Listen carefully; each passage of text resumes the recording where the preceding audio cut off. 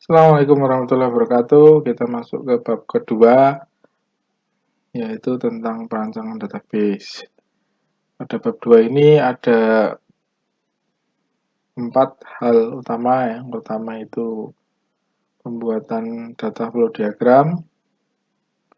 Yang kedua, pembuatan entity relationship diagram atau sering disingkat ERD. Yang ketiga, pembuatan struktur tabel. Yang keempat, implementasi ke DBMS. Jadi dari rancangan tabel kita pindahkan ke dalam DBMS seperti MySQL dan lain-lain. Langsung masuk tahap pertama, apa itu DFD? Dari namanya udah ketahuan ya, DFD. Ini data, ini flow atau aliran ya. Ini diagram. Yaitu tujuan utamanya itu menangkap aliran data dari proses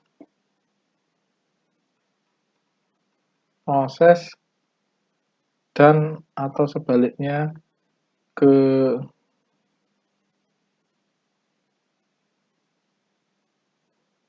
database atau dari proses dan sebaliknya ke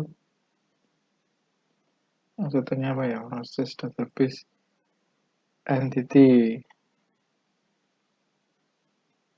ini ya, pengguna gitu ya. Masing-masing punya simbol ya. Proses itu biasanya disimbolkan dengan elip atau lingkaran atau kotak tapi pinggirannya ada ini ya, bukan kotak yang kaku gitu ya. Sini sudutnya ini ada sedikit lekukan. Terus ada entity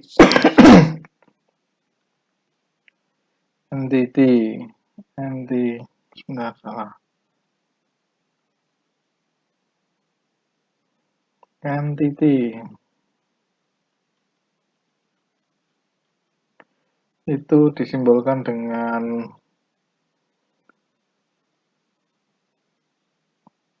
kotak ya. Jadi kalau yang ini kotak, beneran kotak. Terakhir itu database. Ini macam-macam ya, tapi yang paling gampang dengan kotak yang terbuka sebelah gini ya. Ya ini simbol-simbolnya.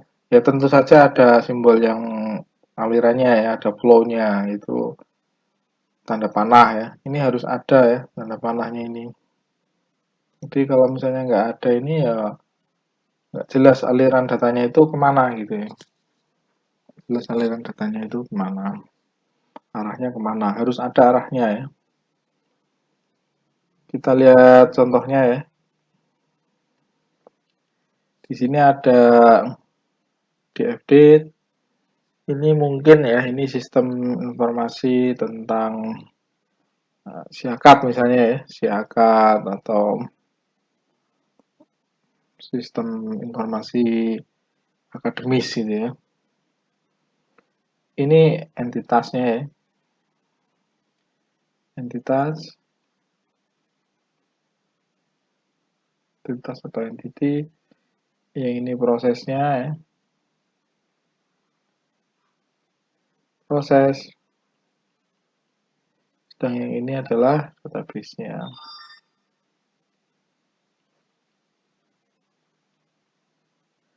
Bisa dilihat ya. Oh, ini juga database-nya.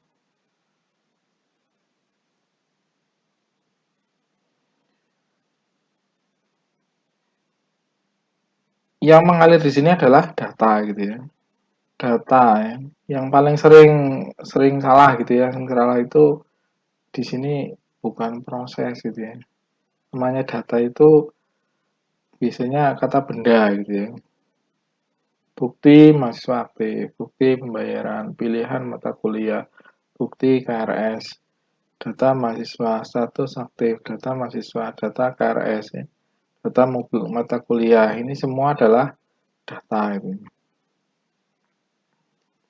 Jadi ini adalah data. Yang mengalir adalah data, bukan proses. Ya. Misalnya proses, misalnya ya, mahasiswa memasukkan bukti pembayaran, itu salah. Ya. Mahasiswa atau dari proses registrasi semester baru, proses ini mengirimkan bukti mahasiswa aktif, wah itu salah ya. Harusnya bukti mahasiswa aktif, pilihan mata kuliah dan seterusnya. Mahasiswa sini entitas ini udah jelas ya. Ini artinya apa? Ini artinya adalah orang atau user atau pengguna. Kalau proses ini ya proses ya, udah jelas ya proses. Oh, mahasiswa terlibat dalam proses registrasi semester baru. Mahasiswa terlibat dalam pengisian KRS ya. Nah, yang ini adalah database yang di kemungkinan ada gitu ya. Kita sebenarnya ya berdasarkan kita nggak ngarang gitu ya, nggak ngarang. Oh ini perlu ada ini perlu ada. Kita udah tahu. Oh ini misalnya mahasiswa. Oh otomatis dia butuh tabel mahasiswa ya. Jadi kita nggak usah khawatir. Oh ini keperluannya apa aja nanti yang perlu ada gitu ya. Nanti akan otomatis pada saat kita membuat database nanti akan diminta oleh user yang menyuruh kita gitu ya. Pak saya perlu data mahasiswa. Oh Pak saya perlu data mata kuliah. Oh Pak saya perlu data KRS yang merupakan gabungan dari mata kuliah dan mahasiswa kan ya. Nah, ini otomatis akan muncul ya data keperluan database ini. Dari DFD ini jadi ketahuan ya kebutuhan sistemnya ya. Kebutuhan database dari sistem.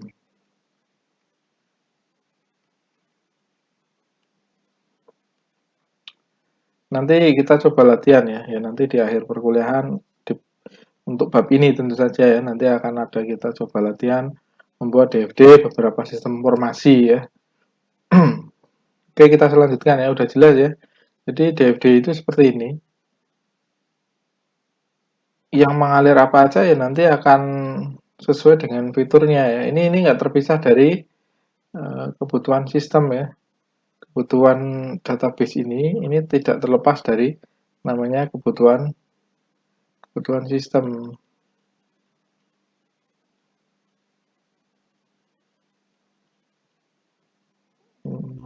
Atau dengan fungsional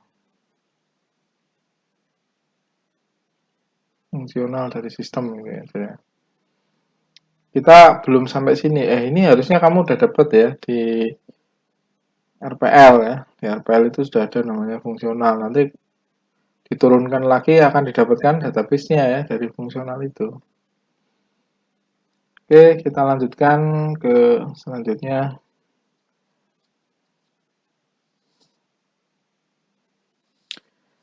Yang kedua itu ERD ya. ERD itu Entity Relationship Diagram ya. Udah tahu ya ERD. Ini kita belum bahas detail ya. Ini contoh-contoh yang sudah jadi. ERD itu kalau bisa dilihat di sini, ini belum bahas detail ya, nggak usah khawatir. Kalau di awal bab 2 ini akan kita bahas review satu-satu secara umum dulu. Nanti selanjutnya akan kita perdalam lagi dengan latihan-latihan untuk masing-masing tahapan, yaitu dari 4 tahap itu ya. Ini juga ada namanya entitas ya. Entitas di dalam ERD ini bukan orang ya. Ini bukan orang. Tapi ini adalah calon tabel gitu ya. Ini yang sering keliru antara DFD dengan ERD. Entitasnya sama, ada entitas, tapi yang ini adalah bukan orang. Misalnya ini ya, mahasiswa mengambil mata kuliah. Itu bukan mahasiswa orang itu mengambil mata kuliah ya, tapi di dalam tabel mahasiswa akan terrelasi dengan mata kuliahnya. Ini mahasiswa membimbing dosen misalnya, dibimbing oleh dosen, dosen gimana sih? Jadi dosen itu di dalam tabel dosen itu akan ada ID mahasiswa. Jadi saya misalnya, saya punya daftar mahasiswa pembimbing akademik, otomatis di sini akan terrelasi gitu ya dengan namanya itu relasional ya, makanya disebut database relasional. Nah, di sini perancangannya itu ya terrelasi seperti ini. Dosen mengajar mata kuliah karena di tabel dosen nanti akan ada ini kan juga tabel ya. Ini tabel ya. Yang ini bukan ya. Ini bukan. Kecuali nanti akan ada relasi many to many akan kita bahas selanjutnya. Jadi dosen mengajar mata kuliah karena setiap dosen pasti mengampu mata kuliah ya. Jadi di dalam mata kuliah ini pasti ada ID dosennya. Dosen. Artinya apa? Artinya ini ada pengampunya setiap mata kuliah ini. Makanya di sini akan terrelasi dosen mengajar mata kuliah. Itu contoh HRD ya. Nggak usah khawatir terlalu dalam ya. Ini ada banyak simbol-simbol seperti ini. Nanti akan dijelaskan secara detail di mungkin kalau pertemuan hari ini sampai RD, maka ini di pertemuan berikutnya ya. Ini namanya kardinalitas ya.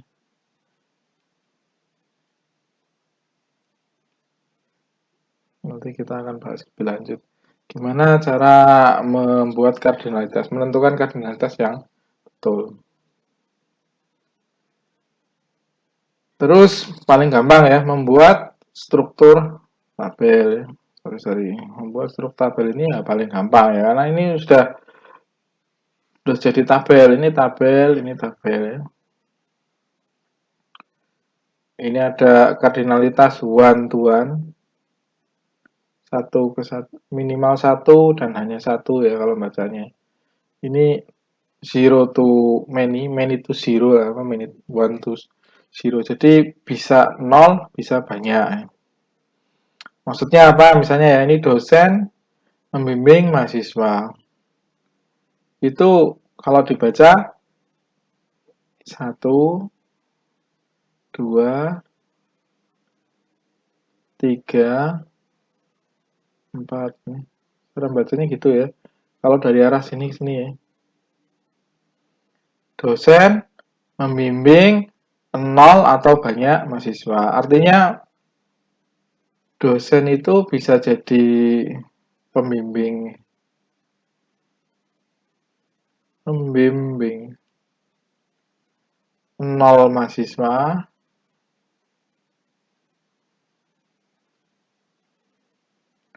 sampai banyak mahasiswa. Ini misalnya banyak mahasiswa.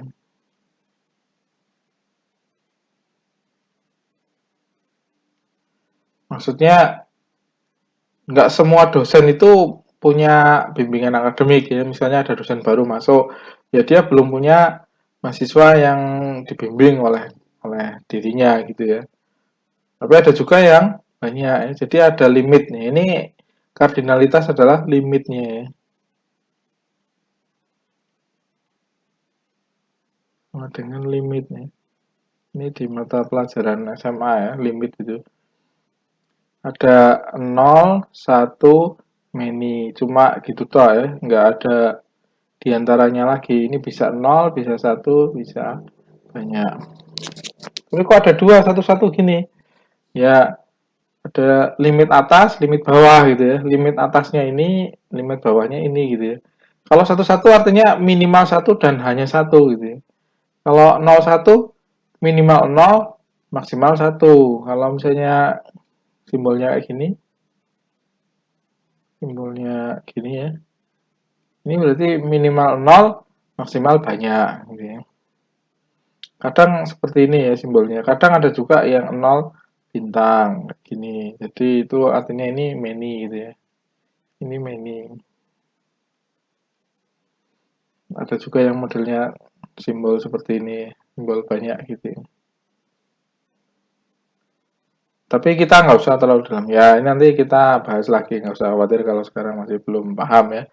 Jadi intinya kalau di tahapan 3 ini adalah mengubah dari apa namanya IRD ini menjadi tabel. Ya, ini udah jelas ya, sudah jelas. Ini misalnya ini tabel dosen. Isinya adalah nomor dosen sama nama ya. Ini ada nomor dosen, ada nama.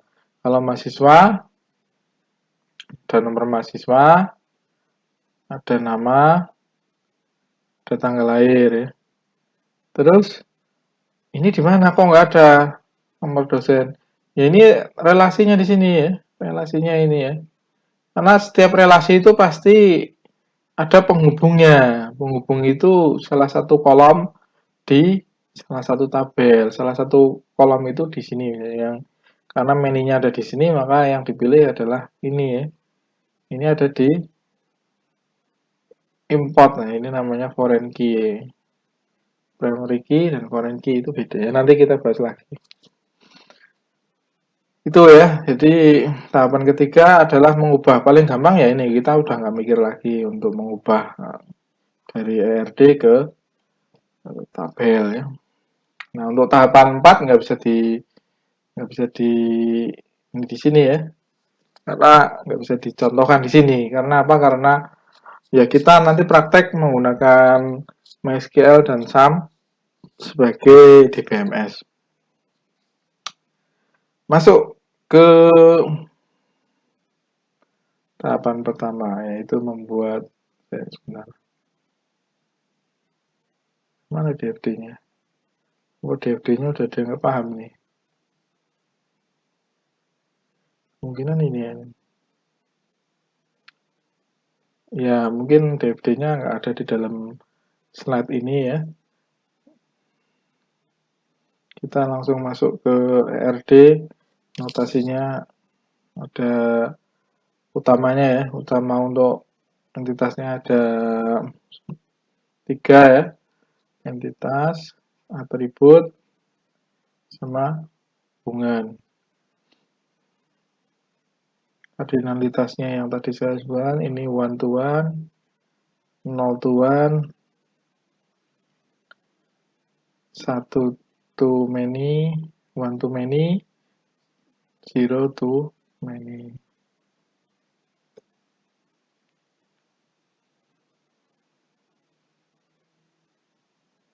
Kita bahas ya satu-satu ya.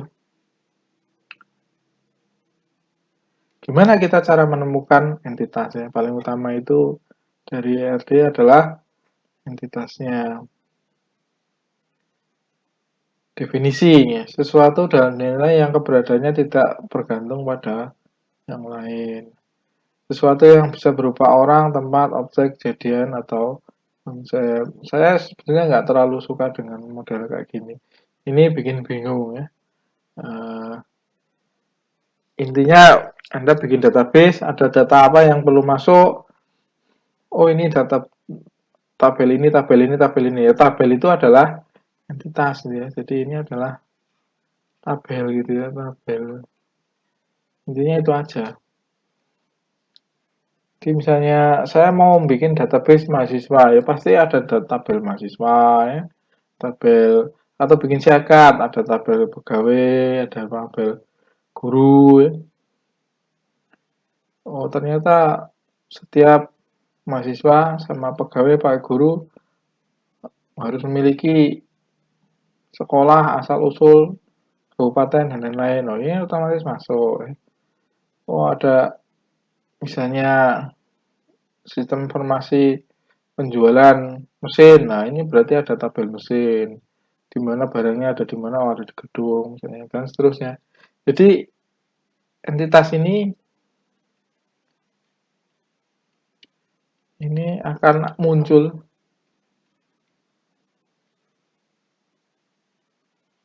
dengan sendirinya, dengan adanya kebutuhannya.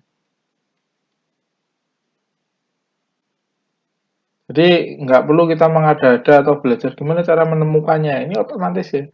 Otomatis nanti kita akan, oh kita butuh butuh tabel ini, tabel ini, tabel ini. Dan Mas ingat ya, sebelum ada database itu ada namanya sistem file ya. Jadi sebelum ada database itu sebelumnya adalah apa? Berbasis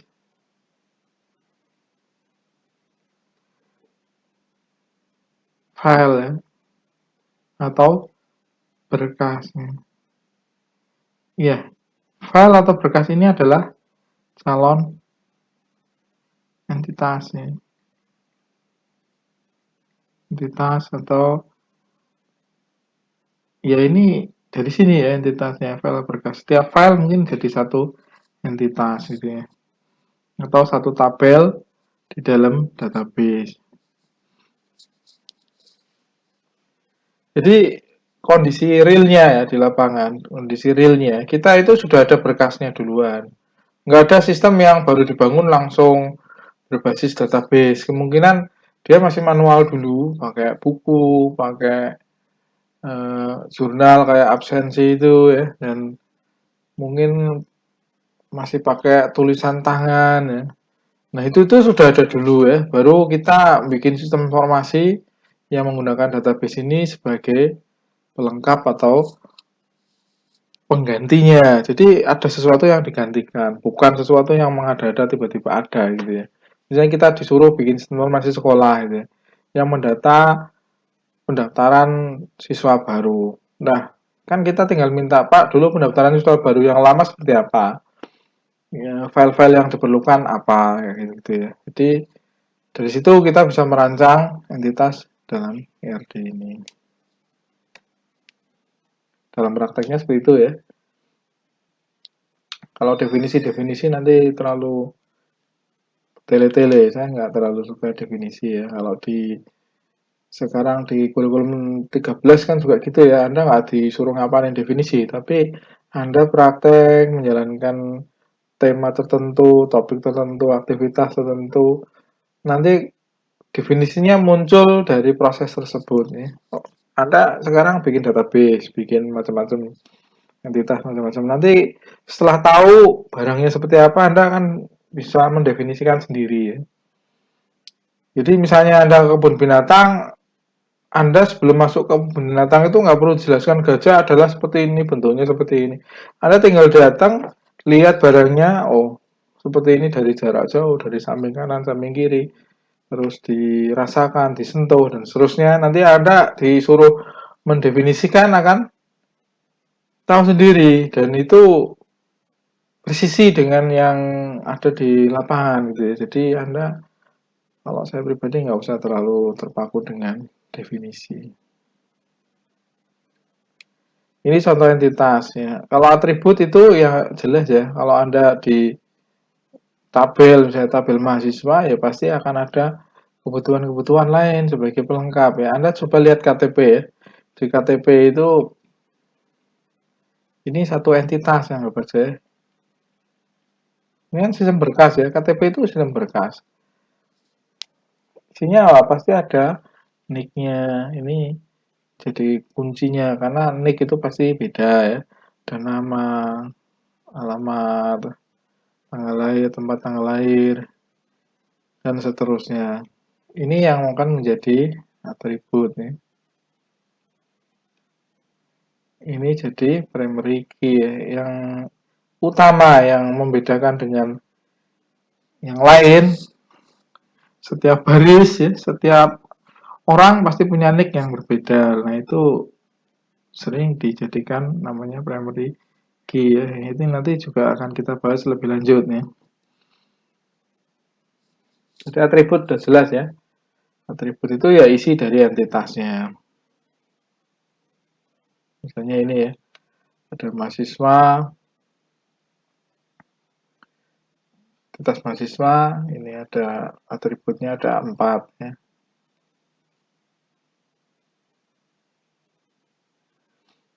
Atribut pengenal. Nah, ini yang ini ya. Jadi pengenal itu harus bersifat unik ya, tidak kembar. Terus membedakan antara satu entitas dengan entitas yang lain.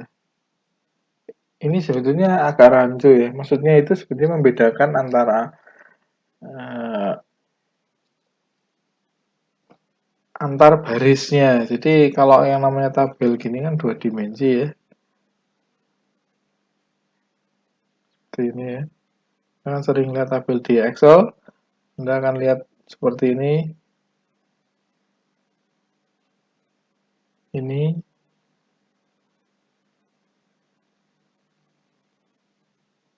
adalah baris ya, atau record. Oh, yang ini adalah kolom ya.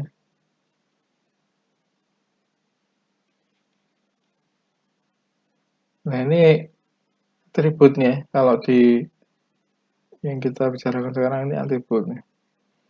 Nah, atribut pengenal ini biasanya di sini misalnya yang paling kiri, ID misalnya. Nah, itu membedakan antara baris 1, misalnya ini baris 1, baris 2, baris 3. Itu membedakan itu ya. Jadi, ini misalnya 001, 002, 003, dan seterusnya. Ini yang disebut dengan pembeda ya, membedakan bukan antara entitas antar tabel. Kalau antar entitas kan berarti ada tabel yang lain gini misalnya. Ini bukan seperti itu sebetulnya. Kalau menurut saya bukan seperti itu. Bukan membedakan antar tabel seperti ini ya. Oke, lanjut.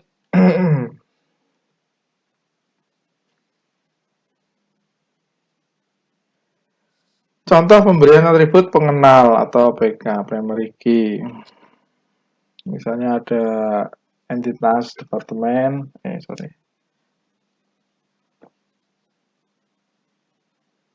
departemen, maka yang paling unik pasti ini ya. Kalau ini nama departemen, ya ini bisa sama ya. Bisa sama antar baris atau bahkan antar entitas gitu ya. Ya ini sangat jarang bisa kembar antar entitas, tapi bisa ya kayak nama kamu ya, misalnya Agus, di mana-mana ada namanya Agus.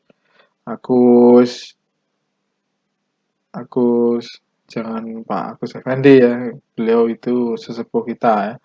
Agus Purbayu misalnya. Nanti Anda klik di Google ya, di Facebook misalnya Agus Purbayu mungkin ada banyak ya.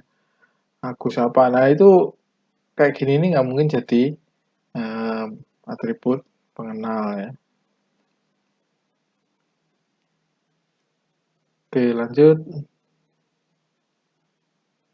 Ini kriteria untuk memilih atribut pengenal ya. Jadi kita sebenarnya juga udah otomatis tahu ini yang unik ya. Ini yang unik, ini yang bisa jadikan atribut pengenal. Tapi ada kriteria lain yang mungkin bisa jadi penguat ya. Misalnya tidak pernah berubah sepanjang masa. Tidak boleh bernilai nol atau kosong gitu ya. Yang lain, atribut yang lain bisa kosong isinya, tapi yang ini tidak boleh kosong. Nol itu kosong, nggak ada apa-apa. Itu bukan nol ya. Nol itu bukan nol. Tapi kosong. Kalau kosong simbolnya seperti ini kalau nggak salah ya.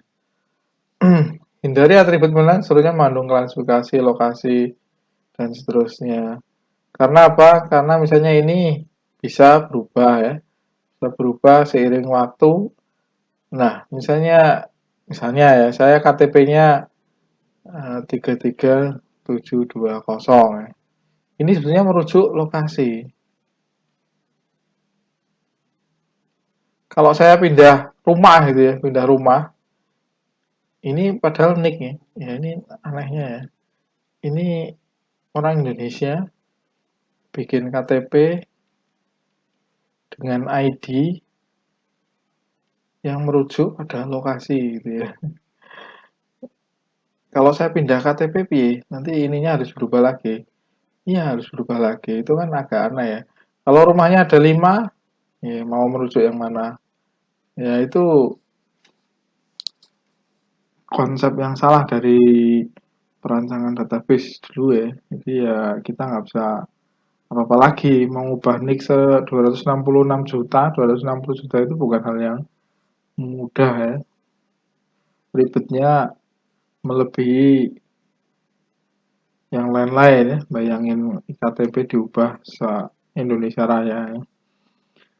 Terus apalagi gunakan atribut pewakil jika belum. Misalnya ini ada ID ya. Ini sebenarnya kayak semacam pengenal bahwa ini adalah atribut pengenal. Otomatis tahu oh ini ID. Ini primary key ya atau PK.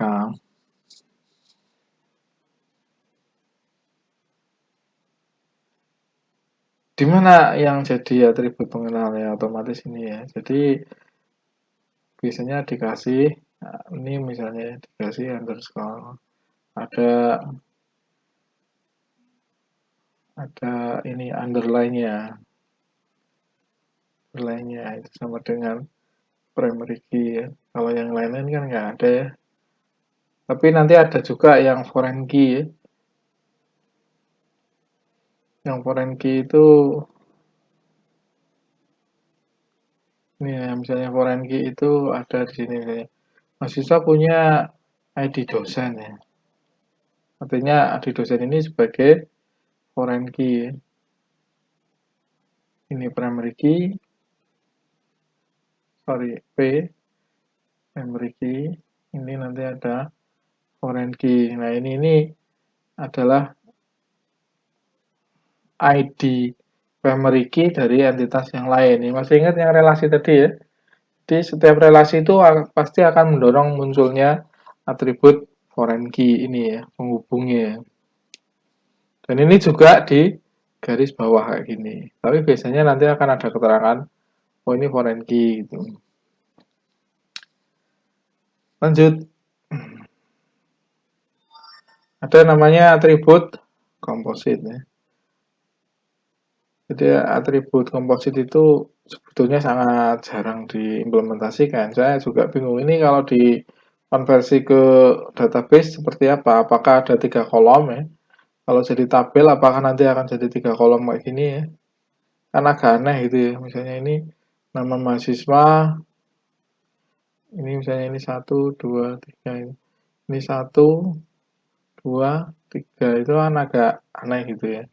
Jadi sepertinya kalau diimplementasikan ya nanti yang ini akan hilang. Jadi ini langsung ke nama mahasiswa, nama depan, ini nama belakang. Tapi ini ada istilah kayak gini ya kita sekedar tahu aja ya ada istilah atribut komposit.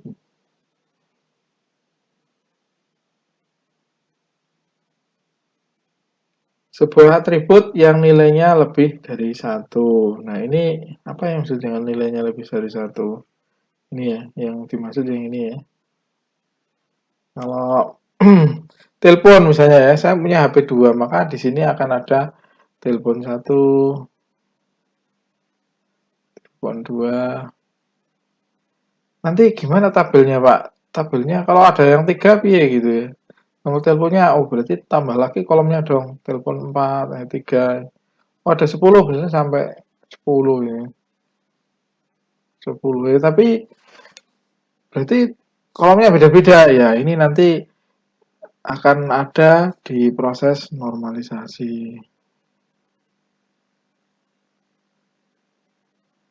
Jadi akan muncul tabel baru atau entitas baru dari namanya entitas telepon. Tapi karena dia sangat tergantung sama entitas mahasiswa ini, maka sering disebut dengan weak entity ya.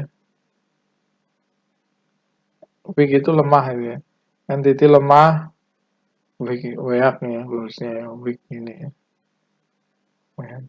Weak entity lemah karena tergantung dengan entitas yang lain, yaitu mahasiswa. Oke, lanjut. Atribut turunan. Apalagi ini. Ya ini sebenarnya kalau dinormalisasi akan hilang ya.